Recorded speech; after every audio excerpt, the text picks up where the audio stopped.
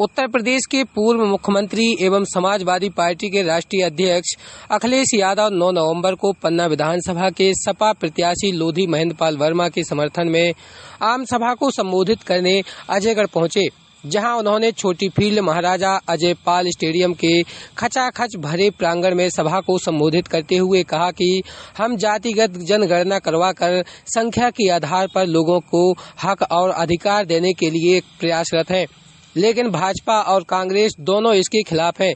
लेकिन चुनाव के वक्त इन्हें भी जातिगत गणना की याद आती है। एक दिन पूर्व अजयगढ़ में यूपी के मुख्यमंत्री योगी आदित्यनाथ का कार्यक्रम हुआ था। योगी के द्वारा भाजपा की सरकार बनाने के बाद यूपी को पहचान मिलने की बात कही गई थी, जिस पर अखिलेश ने पलटवार करते हुए कहा कि योगी की पहचान तब बनी जब वह यूपी के मुख्यमंत्री बने। यूपी को आपराधिक प्रदेश मामले पर कहा कि यह पहले मुख्यमंत्री हैं जिन्होंने अपनी सरकार में अपने आपराधिक रिकॉर्ड वापस करवाए हैं। इससे पहले उन्हें कोई नहीं जानता था। इसी प्रकार उन्होंने योगी आदित्यनाथ के योगी होने पर सवाल उठाते हुए कहा कि यह कैसे योगी है जिन्हें योग करना नहीं आता। उन्होंने कहा कि आप लोगों ने योगी का योग करने वाला वीडियो देखा होगा, जिसमें वह एक टांग पर खड़े होने के प्रयास में भी लड़खड़ा रहे हैं। अखिलेश ने अग्निवीर योजना पर भी सवाल उठाए और इसे युवाओं और देश के साथ धोखा बताया। इस प्रकार अजयगढ़ में एक दिन पूर्व हुई योगी आदित्यनाथ की सभा के दौरान योगी द्वारा कही गई बातों का अखिलेश यादव ने पलटवार किया। कार्यक्रम में हजारों की संख्या में क्षेत्रवासी पहुंचे थे। अखिलेश यादव ने सपा प्रत्याशी लोधी महेंद्रपाल वर्मा के लिए जनता से वोट मांगा। कार्यक्रम के बाद वह पत्रकारों से मुखातिब हुए और तमाम सवालों के जवाब दिए। कार्यक्रम की भीड़ का अंदाजा इसी से लगाया जा सकता है कि समापन के बाद अजयगढ़ के चारों मार्गों में कई घंटे तक जाम लगा रहा। इस कार्यक्रम में बीते दिन हुई योगी की सभा से कई गुना भीड़ बताई जा रही है। बेटी नहीं बेची जाती, उसी तरह वोट नहीं बेचना चाहिए। 5 साल में चुनाव होता है, 4 साल 11 महीना 28 दिन, 4 साल 11 महीना 28 दिन आप लोग अपनी मेहनत से कमाते हो, अपनी मेहनत की कमाई से बच्चों को पढ़ाते हो, दवा गोली कराते हो। मात्र 2 दिन के लिए ये मनवादी लोग आपका वोट खरीद लेते हैं, जिससे आपका राजा, आपके समाज का बेटा राजा बनने से वंचित हो जाता है। और नतीजा ये होता है कि 5 साल आप लोग इन लोगों के पीछे पीछे परेशान होते हैं और ये अभी आपको ना तो काम देते हैं साथियों, ना कभी सम्मान देते हैं। मेरे साथियों, 24 सितंबर को यही हमने जनसभा किया था। उस दिन भी मैंने कहा था और आज भी मैं कह रहा हूं, मोबाइल में रिकॉर्ड कर लेना। 24 सितंबर को मैंने कहा था कि मेरे साथियों, मैं यदुवंशियों की शरण में आया हूं।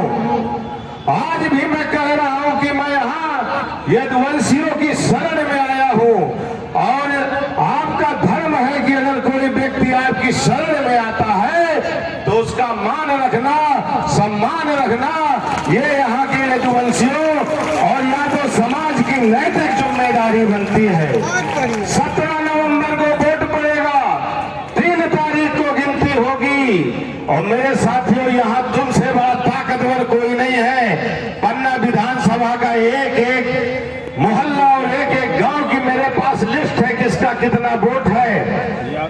अगर आपने गलती कर दिया और 17 नवंबर को चुनाव चिन्ह साइकिल में वोट नहीं दिया, धोखे से अगर मैं चुनाव हार गया, तो मेरे यदुवंशी साथियों, मेरे दलितों, मेरे पिछड़ों, पन्ना के इतिहास में यह भी लिखा जाएगा कि पन्ना के 85% लोगों की यह हैसियत है कि 15 से हार गए। और लोग ये भी कहा करेंगे कि वर्मा चिल्ला चिल्ला के कह रहा था कि मैं यदुवंशियों की शरण में आया हूं। वहां के यदुवंशी क्या इतने कमजोर थे कि वर्मा को अपनी शरण में आने के बाद उसकी रक्षा सुरक्षा नहीं कर सके? इसलिए आज यहां से सौगंध लेकर जाना मेरे साथियों है। पिछड़ा दलित, अल्पसंख्यक और आदिवासी, हम 85% लोग चुनाव जीतने जा रहे हैं। मेरे साथियों,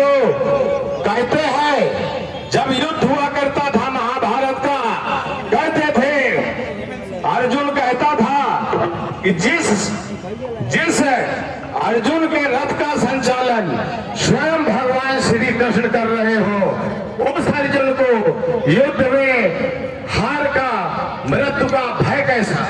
आपके इस भाई का, आज के इस अर्जुन का के रथ का संचालन स्वयं हमारे माननीय अखिलेश यादव जी, कृष्ण रूपी हमारे अखिलेश यादव जी हमारे भैया कर रहे हैं।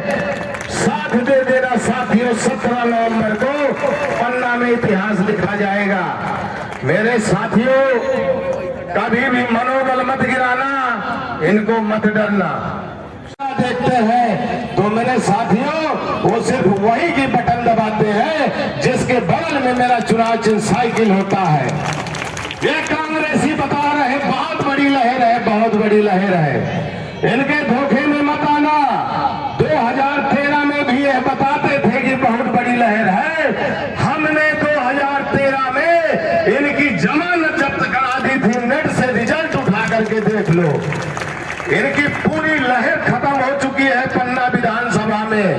मेरे यहाँ बहुत से बहुजन साथी भी इकट्ठे हैं, जो बहुजन समाज के साथी हैं। मेरे बहुजन साथियों, आपसे भी मेरी विनती है, 2013 में वो दिन याद करो जब हम आप सब लोगों ने एक साथ मिलकर के कसम खाई थी और पन्ना में एक कार्रवाई की शुरुआत की थी कि जिस दिन हम लोग यहाँ सत्ता में आएंगे, भाजपा कांग्रेस की इन यूरेशिया को, जो यूरेशिया से आए हैं, इनको वापस यूरेशिया भेजने का काम करेंगे।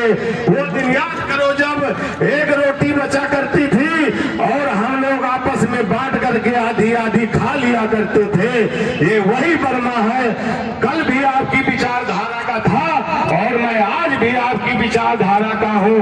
आदरणीय अखिलेश भैया की मोहब्बत देखो, हमारे भैया की मोहब्बत देखो कि हेलीकॉप्टर खराब हो जाने के बाद भी, हेलीकॉप्टर खराब हो जाने के बाद भी साथियों, वो रोड मार्ग से चल करके आए हैं और उन्होंने मुझे एक ताकत प्रदान किया है। 5 साल में सिर्फ एक बार आता है। अगर राजा आपका सही होगा तो आपको मान सम्मान मिलेगा, अगर राजा गलत होगा तो 5 साल यातनाएं झेलनी पड़ेगी।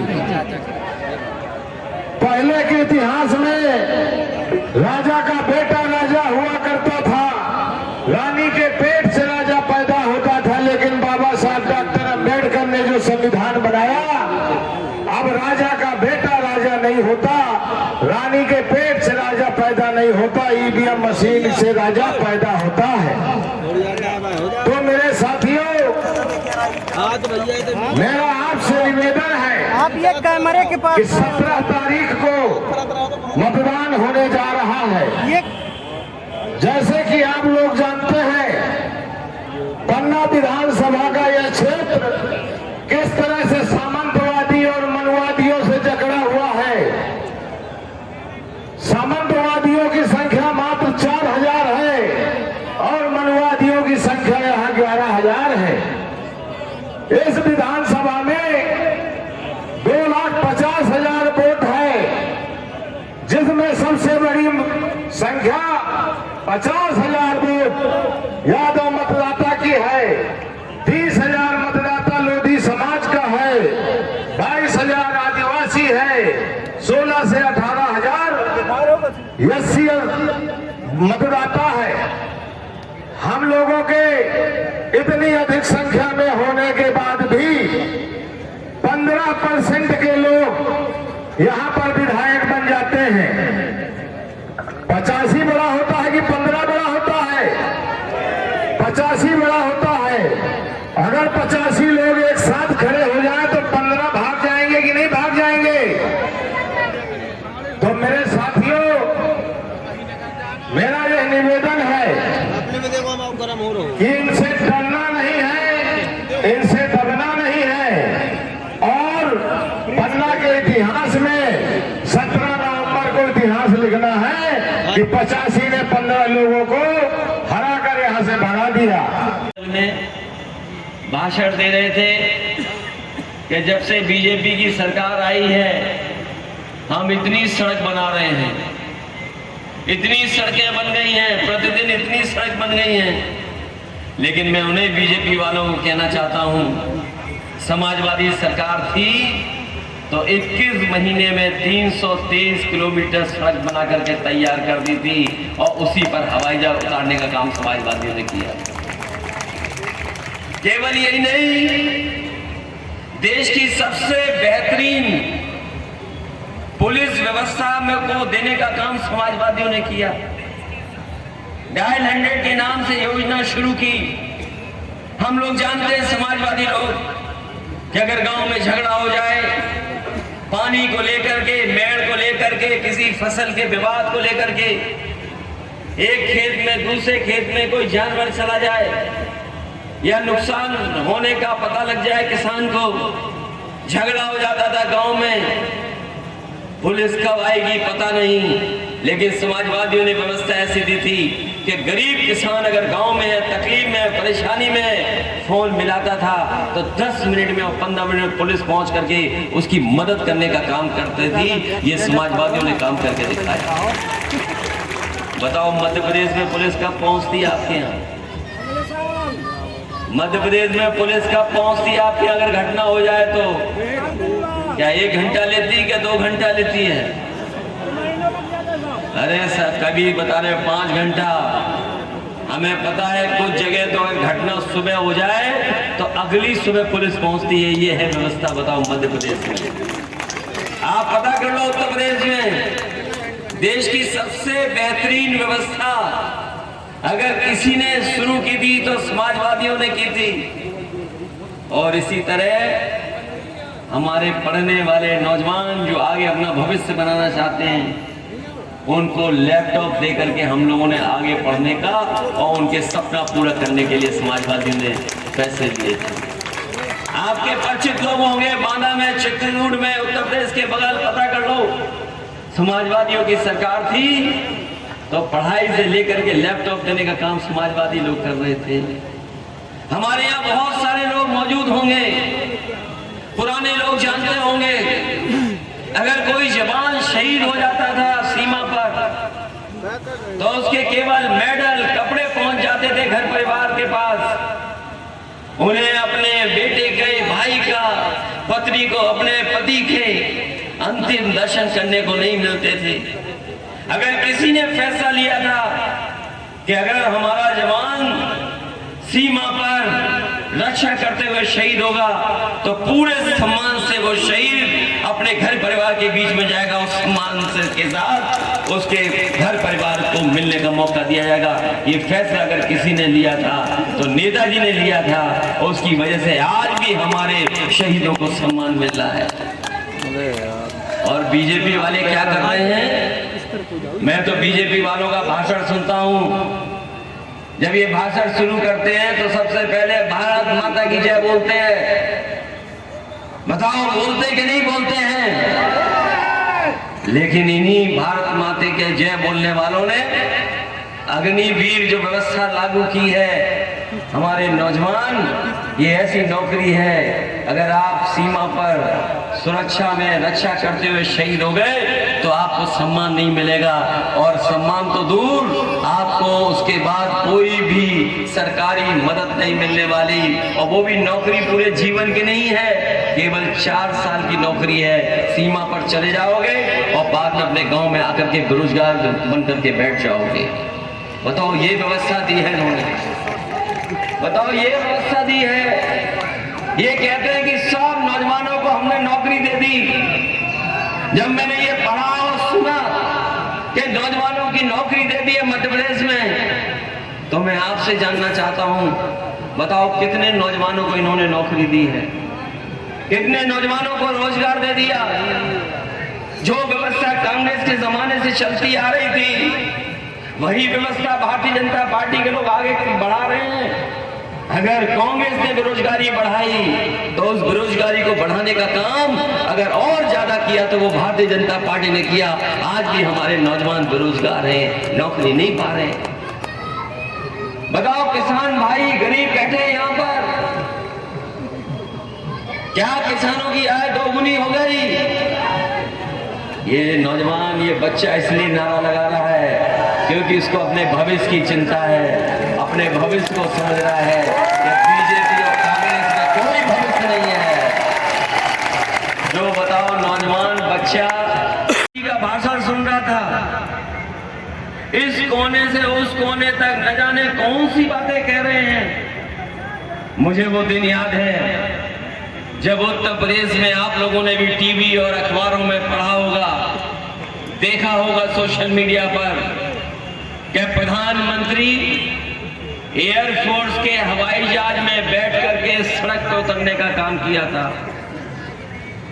लेकिन किसी भी अखबार वाले, चैनल वाले ने ये नहीं बताया था कि वो सड़क की लड़ाई लड़ने का काम समाजवादी लोग करेंगे। इसलिए लोकतंत्र में रास्ता वोट से निकलता है। अभी मैं प्रत्याशी की बातें सुन रहा था, कह रहे थे कि हमारे साथी तो हमारे साथ हैं, लेकिन दूसरे साथियों की अभी मदद हमें नहीं मिल पा रही है। ये हमारे प्रत्याशी कह रहे थे कि हमें बहुत सहयोग और समर्थन मिल रहा है, लेकिन अभी कुछ लोगों का हमें समर्थन नहीं मिल पा रहा है। लेकिन हमें भरोसा है कि इस लड़ाई को कामयाब बनाने के लिए समाजवादी सोच के लोग और नेताजी को मानने वाले लोग एक होकर के समाजवादी पार्टी की मदद करेंगे। आप घबरा तो नहीं जाओगे? अरे हम लोग बुलडोजर से, मैं आपको कहता हूं, आपको भरोसा दिलाता हूं, इस परिवार के लिए जो भी कानूनी मदद होगी हम लोग करने का काम करेंगे। चाहे कितना भी पैसा खर्च हो जाए, इनको अच्छा से अच्छा वकील खड़ करके इनकी कानूनी मदद करेंगे। और चुनाव के बाद हमें अगर पार्टी की तरफ से भी मदद करनी पड़े तो हम लोग मदद करने का काम करेंगे। और मुझे याद है, इसलिए नहीं कि हमारे परिवार के सदस्य हैं, इसलिए नहीं ये बात मैं कह रहा हूं। हम समाजवादी लोग कहीं भी अन्याय देखते हैं, अन्याय के खिलाफ खड़े होकर के हम उन पीड़ित लोगों की मदद करने का काम करते हैं। आज भी उत्तर प्रदेश में समाजवादियों की सरकार नहीं है, लेकिन उसके बावजूद भी हम लोग मदद करने का काम करते हैं। मुझे याद है मुरैना में एक गुर्जर नौजवान, उम्र बहुत कम थी, वो अग्निवीर भर्ती के लिए गया था आगरा में। एक गुर्जर समाज का नौजवान अग्निवीर की भर्ती को देखने आगरा में गया था। आप सोचिए, कभी कल्पना कर सकते हो कि ऐसी घटना भी कर देगी पुलिस? मध्य प्रदेश का नौजवान भर्ती देखने गया आगरा। मध्य प्रदेश में भी बीजेपी की सरकार, यूपी में भी बीजेपी की सरकार, दिल्ली में भी बीजेपी की सरकार, और उस नौजवान को बस से उतार करके उसका इनकाउंटर कर दिया, उसकी जान ले ली। अगर किसी ने उसके परिवार की मदद की थी तो समाजवादी पार्टी ने उस गुर्जर नौजवान को 5 लाख रुपए दे करके उस परिवार के, उस माँ की मदद करने का काम किया था।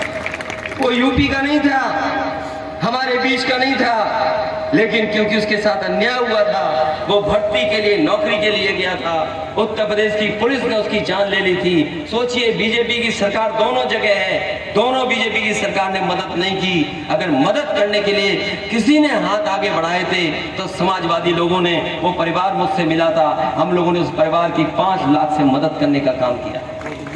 इसलिए साथियों, आप लोग मदद करना समाजवादी पार्टी की।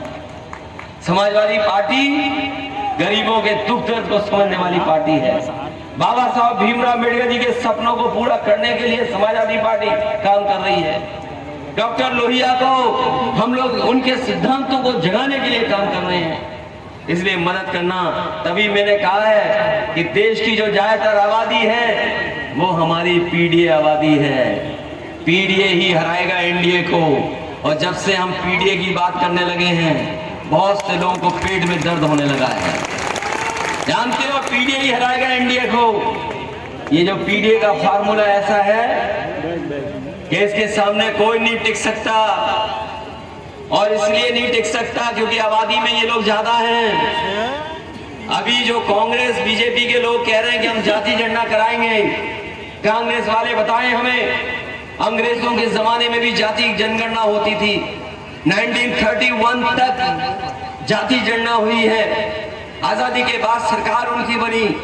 आखिर क्या बदलाव का है? मैं ये कह सकता हूं कि इस बार लोधी महेंद्र पाल वर्मा ऐतिहासिक वोटों से जीत करके विधानसभा में जाने जा रहे हैं।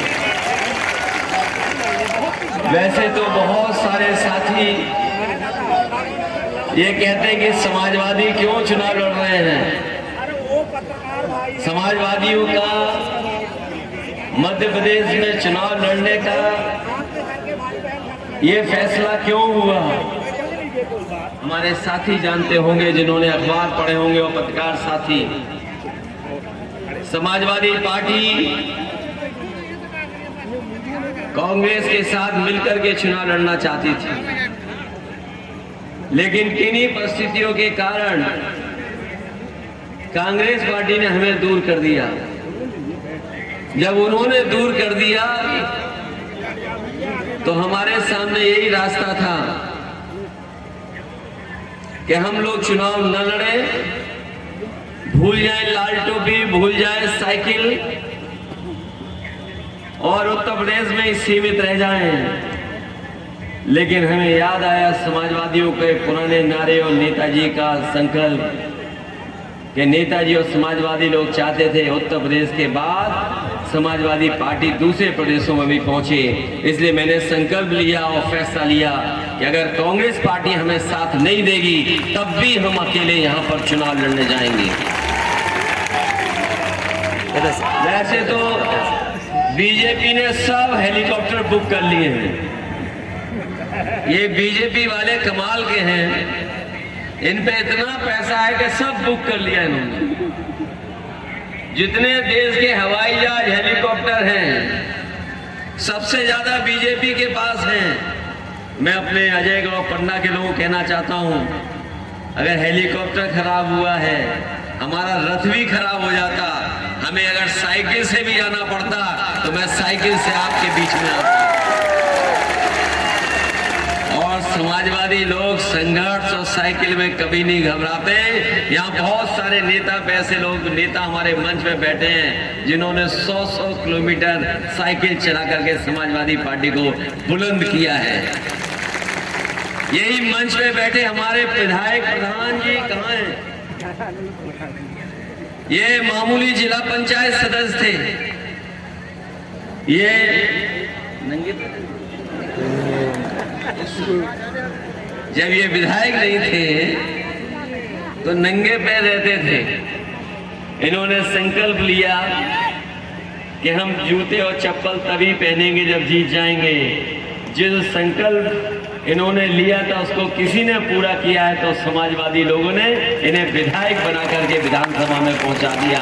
एक नौजवान साथी जो केवल जिला पंचायत सदस्य था और 1 लाख वोट पाए, 1,05,000 वोट पाए और न जाने कितने ताकतवर मंत्री थे, लेकिन नंगे पैर चलने वाले ने उस मंत्री को हरा करके 1,05,000 वोट पाने का काम किया। लेकिन जब जरूरत पड़ती है तो उनकी कभी चाबी खो जाती, कभी ड्राइवर भाग जाता है। लेकिन हम भरोसा दिलाते हैं जब कभी समाजवादियों की सरकार बनेगी, जिन्होंने संविधान की धज्जियां उड़ाई हैं, जिन्होंने बाबा साहब भीमराव अम्बेडकर जी का जो संविधान दिया है उसको नहीं मान रहे हैं, उनके खिलाफ भी हम लोग उसी तरह का व्यवहार करेंगे जिस तरह का व्यवहार वो हम लोग के साथ कर रहे हैं। इसलिए साथियों, लड़ाई लंबी है, लंबी लड़ाई है। बताओ हम लोगों की मदद करोगे कि नहीं करोगे? नौजवान साथियों, न नौकरी है, न रोजगार, न भविष्य है आपका, न अच्छी पढ़ाई दे पा रही सरकार। और अगर कोई घर परिवार में बीमार हो जाता है तो बताओ क्या इलाज मिल पा रहा है आपको? ये सरकारी संस्थाएं जो इलाज मिलना चाहिए वहाँ इलाज नहीं मिल पा रहा है। कभी गरीबी के कारण, कभी महंगाई के कारण हमारे गरीब को अपना खेत बेचना पड़ रहा है, अपने जेवर बेचने पड़ रहे हैं, उसके बाद भी वो अपने परिवार के किसी सदस्य की जान नहीं बचा पा रहा। अगर ये किसी ने संकट पैदा किया है तो ये बीजेपी के लोगों ने संकट पैदा किया है। पहले तो देश की दिशा अगर किसी ने खराब की तो वो कांग्रेस के लोगों ने खराब की, और उसी रास्ते पर अगर कोई चल रहा है तो भारतीय जनता पार्टी के लोग चल रहे हैं। मुझे वो दिन याद है जिस समय कोरोना के समय पर एक गर्भवती महिला चलते चलते हुए पन्ना की पहली बार आई थी। वो गर्भवती थी लेकिन किसी ने उसकी मदद नहीं की थी। आप लोग पुरानी खबरें निकालना, पत्रकार साथी जानते होंगे कि न जाने कहां से महाराष्ट्र से चल करके वो आई थी। वो कोरोना के समय पर किसी ने उसकी मदद नहीं की थी। वो पैदल पैदल आपके जिले में पहुंची थी, जाकर के अस्पताल में भर्ती हुई, और अस्पताल में भर्ती हुई तब उसकी गर्भवती थी, बेटी हुई थी शायद। सोचिए, याद कीजिए, कोरोना का समय कोई सरकार ने मदद नहीं की आपकी, कोई सहयोग नहीं किया। और केवल कोरोना ही नहीं, याद कीजिए बीजेपी की नोटबंदी। बताओ, आपको लाइन में लग करके पूरा का पूरा हिसाब किताब देना पड़ गया था कि नहीं देना पड़ा था? सब पैसा जमा करा लिया आपका। ये पहली सरकार है जिसने 2000 रुपए छापे और 2000 रुपए इन्होंने बंद करा दिए। बताओ, किसी के पास है 2000 रुपया कि नहीं है? और अगर कहीं छिपा के रखा होगा तो जो आप लोग उड़ाते हो कभी कभी ड्रोन, शादियों में, कार्यक्रमों में, अगर कहीं 2000 रुपए का रखा है नोट और बीजेपी वालों को पता लग गया तो वो ड्रोन से वही चिप लगा हुआ 2000 रुपए ढूंढने आ जाएंगे। याद है कि नहीं याद है आपको? क्या फैलाया था बीजेपी के लोगों ने कि 2000 रुपए में चिप लगा है? क्या चिप लगा था 2000 रुपए में? यहाँ बताओ, भ्रष्टाचार बढ़ा कि नहीं बढ़ा मध्य प्रदेश में? बताओ, अन्याय हो रहा कि नहीं हो रहा है? ये प्रधानमंत्री जी कह रहे हैं कि हमने गरीबों को घर दे दिए मध्य प्रदेश में सबको। पहले कांग्रेस ने घर नहीं दिए, अब बीजेपी ने गरीबों के घर नहीं बनवाए।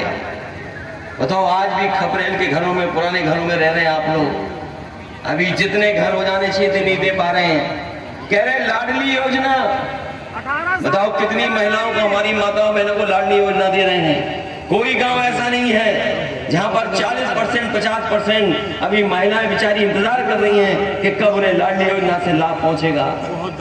नहीं पहुंचा पा रहे ये लोग। ये केवल झूठ बोझ करके सत्ता में रहना चाहते हैं। हम समाजवादी लोग आपसे मदद मांगने आए हैं, सहयोग मांगने आए हैं कि हम लोगों की मदद करिए। हम लोग बाबा साहब भीमराव अम्बेडकर जी के संविधान को बचाना चाहते हैं, इस लोकतंत्र को बचाना चाहते हैं। डॉक्टर लोहिया ने जो सपने दिखाए थे उन सपनों को पूरा करना चाहते हैं। जो नेताजी ने हम लोगों को संघर्ष का रास्ता दिखाया, उस संघर्ष के रास्ते पे चल करके अपने लोगों का मान और सम्मान बढ़ाना चाहते हैं। ये न केवल वोट का चुनाव है, बल्कि याद रखना, ये चुनाव आपके मान सम्मान का भी है, आपके हक का भी चुनाव है, आपके भविष्य का भी चुनाव है। इसलिए मदद करना, और ये न समझना कि हम समाजवादी लोग आपके साथ खड़े नहीं होंगे। मैं आपको भरोसा दिलाता हूं, समाजवादी पार्टी के लोग पहले की तरह नहीं। अब चाहे कैसी परिस्थितियां हो, हम लोगों को एक बार नहीं, 2 बार, कई बार आना पड़े, मध्य प्रदेश में आकर के लोगों को हम मान सम्मान दिलाने का काम करेंगे। कोई सोच सकता है? इसलिए मदद करना। बताइए, बेरोजगारी खत्म हो गई क्या मध्य प्रदेश में? क्या महंगाई खत्म हो गई यहाँ पर? क्या हमारे किसानों की आय दोगुनी हो गई? क्या बिजली का बिल सस्ता हो गया यहाँ पर? और खाद की बोरी क्या आपको पूरी मिल रही है, कुछ निकाल ले रहे हैं ये लोग? बताइए, खाद के लिए परेशान किसान, और किसी फसल की कीमत नहीं मिल रही किसान को। क्या मिल रही आपको फसल की कीमत? और हिसाब किताब लगा लेना आप इनकी सरकार में। आप गरीब बढ़े हैं, गरीबी बढ़ी है। और हमारे देश के प्रधानमंत्री कह रहे हैं कि हमने पिछले 10 साल में 13 करोड़ लोगों को गरीबी रेखा से बाहर निकाल दिया है देश में। अगर बात हम प्रधानमंत्री जी की मान लें कि 13 करोड़ लोग गरीबी रेखा से बाहर निकल आए हैं, तो हो सकता है मध्य प्रदेश के 1 करोड़ लोग गरीबी रेखा से बाहर निकले हों। और अगर मध्य प्रदेश के 1 करोड़ लोग गरीबी रेखा से बाहर निकले हों, तो हो सकता है पन्ना के जितनी हमारी सभा में बैठे हैं ये सब गरीबी रेखा से बाहर आ गए हों। क्या ये बात मानोगे आप? क्या बीजेपी के लोग एक तरफ तो कह रहे हैं कि हम 13 करोड़ लोगों को गरीबी रेखा से बाहर ले आए हैं, और दूसरी तरफ कह रहे हैं कि हम राशन और 5 साल देंगे, 5 साल राशन और देंगे। तो सोच लीजिए, इनके गलत फैसलों से गरीबी कम नहीं हुई है, गरीबी बढ़ी है। इसलिए मैं चाहता हूं कि विकल्प के रूप में समाजवादियों की आप मदद करें, समाजवादी पार्टी की आप मदद करें। ये समाजवादी लोग वो लोग हैं जो गरीबों को हक और सम्मान दिलाना चाहते हैं। हमने तो देखा मध्य प्रदेश में कभी कांग्रेस कभी बीजेपी, हमारे लोग ऐसे ही बैठे हुए हैं यहाँ पर, कभी वो इधर देखते हैं कभी उधर देखते हैं। लेकिन हमने भी मन बना लिया है कि इस बार मध्य प्रदेश को हम लोग छोड़ने वाले नहीं हैं। समाजवादी पार्टी को बना करके मध्य प्रदेश में हम लोग एक ताकत बन करके उभरने का काम करेंगे।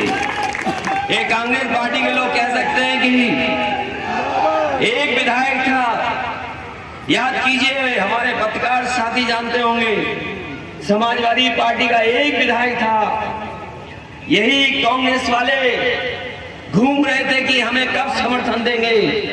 अगर किसी ने समर्थन दिया था और इनकी सरकार बनाने का काम किया था तो बिना शर्त के समाजवादी पार्टी ने एक विधायक का सहयोग किया था, समर्थन किया था, उसके बाद ही इनकी सरकार बनी थी। सरकार तो हमने बना दी इनकी, लेकिन अपने विधायकों को कांग्रेस नहीं बचा पाई। सरकार समाजवादियों के सहयोग से बनी, इनके पास समर्थन नहीं था। बताओ कांग्रेस के विधायक बिक गए थे कि नहीं बिक गए थे? ये अपने विधायक नहीं बचा पाए और दूसरों को कह रहे हैं कि आपको हम क्यों अपने साथ ले लें। अगर हमारे एक विधायक यहाँ है तो बताओ कांग्रेस के उत्तर प्रदेश में 403 में कितने विधायक हैं? 403 में 2, अगर 230 में हमारा एक है और 403 में कांग्रेस के 2 हैं, 2 विधायकों में एक समाजवादियों के समर्थन से बने हैं, तो 403 में कितने हुए? एक। और अगर 403 को आधा कर दें, मध्य प्रदेश के बराबर कर दें, तो बताओ उनके पास कितने विधायक हैं? आधा विधायक है, पूरा विधायक भी नहीं है उनके पास। तो इसलिए हम आपसे कहना चाहते हैं, समाजवादी पार्टी एक विकल्प के रूप में आपके बीच में आई है। यही बीजेपी, यही कांग्रेस के लोग जाति जनगणना नहीं कराना चाहते, ये जाति जनगणना नहीं कराना चाहते हैं। ये कितना भी कह दें हम 27% आरक्षण देंगे पिछड़ों को, बताओ मध्य प्रदेश में क्या लागू हो गया 27% आरक्षण?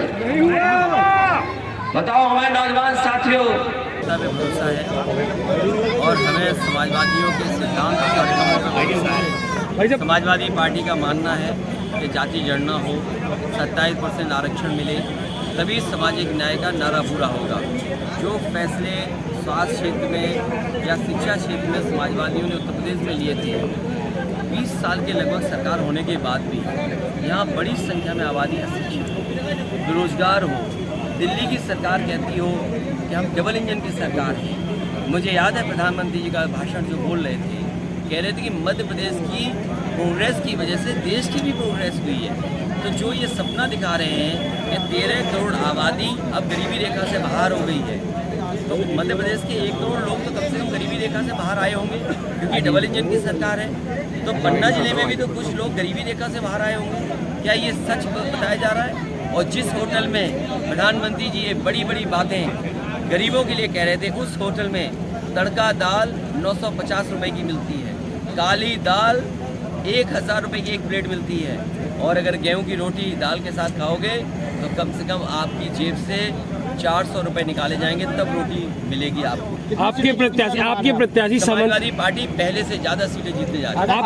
आपके प्रत्याशी समाजवादी जो आपके प्रत्याशी है सामंतबाग पे समर्थन मिल रहा है, चुनाव के बाद होगा। आपके प्रत्याशी सामंतबाग पे परमानेंट हमलावर रहते हैं, खुद बंदूकें लेके घूमते हैं। जो प्रत्याशी है आपके महेंद्र पाल लेके चलते होंगे ना। अब आप ये बताइए, आप इनके बारे में तो सवाल पूछ रहे हो, हालांकि मुझे उसके बैकग्राउंड की कहानी पूरी नहीं पता है। मैंने केवल उदाहरण एक दिया आपको। एक नौजवान गुर्जर समाज का, मुरैना का, वो अग्निवीर की भर्ती देखने आगरा गया था। बीजेपी की पुलिस ने उसका एनकाउंटर कर लिया। क्या बीजेपी की यूपी की पुलिस ने या यूपी की सरकार ने और मध्य प्रदेश की सरकार ने उस परिवार की क्या मदद की? मान लीजिए सामंतबाग इस परिवार की जो घटना हुई और परिवार का कोई सदस्य की जान गई है, तो इस जिम्मेदारी सरकार की बनती है कि उस परिवार का न्याय मिले।